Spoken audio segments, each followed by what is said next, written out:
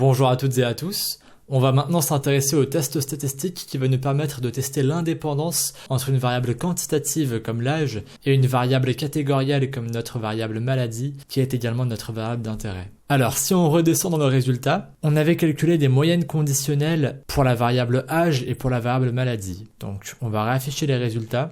Voilà. Donc sur ce tableau, on a vu que la moyenne d'âge des patients qui ne sont pas malades est de 52,64 ans, tandis que la moyenne d'âge des patients qui sont malades est de 56,76 ans. Il y a donc une différence d'âge entre les patients qui sont malades et ceux qui ne sont pas malades. Il semblerait qu'avec l'âge, les patients sont plus susceptibles d'avoir une maladie cardiovasculaire. Mais voilà, le résultat que l'on a ici est peut-être dû à l'échantillonnage de l'étude. Peut-être que sur les 197 patients, on a pris un peu plus de patients âgés qui étaient malades, alors qu'il y en a peut-être tout autant qui sont également âgés et qui ne sont pas malades, mais ils n'ont pas été pris en compte dans les 297 patients de l'étude. Et du coup, l'intérêt du test statistique que l'on va mettre en place aujourd'hui est de déterminer si la variable âge a bien un impact sur la variable maladie, indépendamment de l'échantillonnage de l'étude.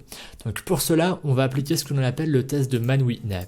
Donc, j'ai écrit les hypothèses ici. Les hypothèses sont H0, il n'y a pas de différence significative entre la moyenne des deux variables. Autrement dit, les deux variables ne sont pas liées. Et l'hypothèse H1 est il y a une différence significative entre la moyenne des deux variables. Autrement dit, les variables sont liées. Donc si on choisit l'hypothèse H1, ça voudra dire que l'âge a bien un impact sur la variable maladie. Et du coup, il faut savoir que le test de Mann-Whitney, on l'applique uniquement si pour le test de Shapiro-Wilk, on a eu H1. Si on avait choisi H0 à la suite du test de Shapiro-Wilk, on aurait appliqué un autre test, et pas le test de Mann-Whitney. Et du coup, pour appliquer le test de Mann-Whitney, on va utiliser une procédure qui a un nom un peu compliqué. C'est la procédure n par one way, comme ceci. Comme d'habitude, on tape data est égal à projet.données. Et ensuite, on va venir taper Wilcoxon, qui est le paramètre que l'on précise pour effectuer un test de Mann-Whitney. Pourquoi est-ce que sur SAS, le test s'appelle le test de Wilcoxon? Tout simplement parce que c'est également un autre nom que l'on donne au test de Mann-Whitney. Ce nom est plus souvent utilisé par les anglophones, mais dans les pays francophones, en général, on parle du test de Mann-Whitney. Et attention, le test de Wilcoxon n'est pas à confondre avec le test de Wilcoxon des rangs signés, qui est un tout autre test. C'est un test qu'on ne va pas utiliser dans cette formation, mais je préfère juste le préciser pour ceux qui ont déjà travaillé avec les tests statistiques par le passé et qui pourraient confondre les deux tests. Et d'ailleurs, en parlant de ça, il faut savoir que les tests statistiques, il y en a presque des centaines. Mais ceux qu'on voit au cours de cette formation sont les tests les plus utilisés dans le monde entier. Très bien.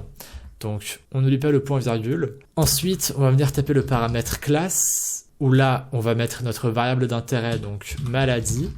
Et ensuite, on va venir taper le paramètre var, où ici, on va mettre notre variable explicative, donc âge. On va commencer avec la variable âge. On tape run, et on va voir ce qu'on obtient tout de suite. Donc, j'exécute ça, et voilà. Donc encore une fois, on a une assez grosse sortie. On va venir jeter un œil au tableau de test à deux échantillons de Wilcoxon.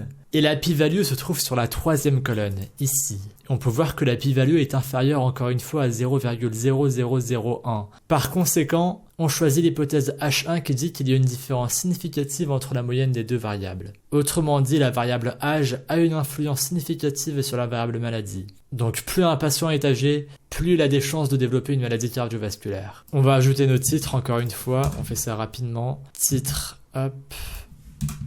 On va mettre test de Mann-Whitney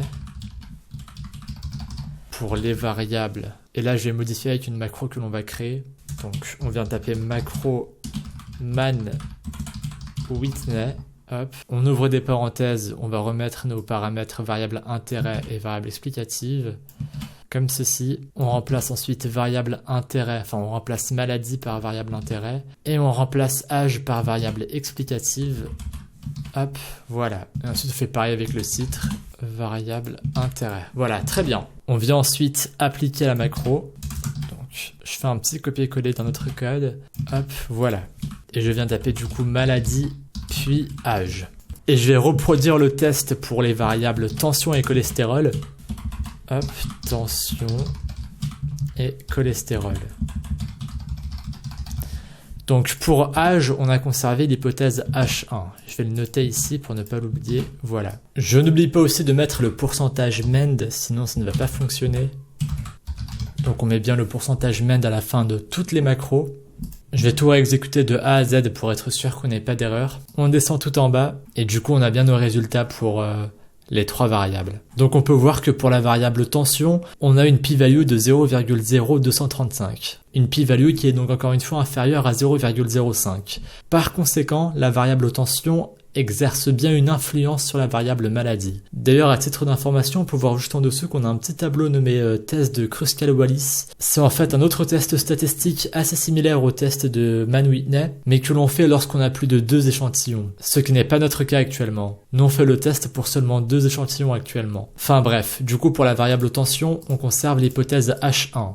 La tension artérielle au repos a donc une influence sur le risque d'apparition de maladies cardiovasculaires. Très bien. On descend en bas et on a ensuite le résultat pour la variable cholestérol. Et là encore une fois, la p-value est inférieure à 0,05. On considère donc que le taux de cholestérol a bien une influence sur la variable maladie.